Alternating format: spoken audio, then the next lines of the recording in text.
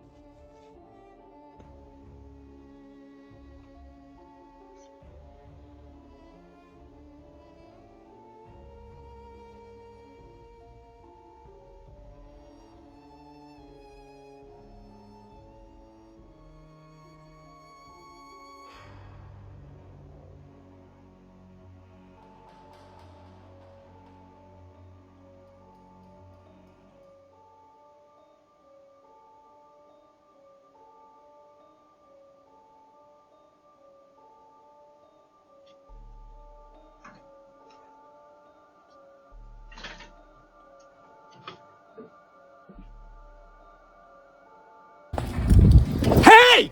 Get off of me! Get off of me! Get off of me! Film me. Don't film me. Go. Get off of me! Get off of me! I'm not on you. Get off of I'm not on me! you. Get off of me! It's a real waste of Do you want that?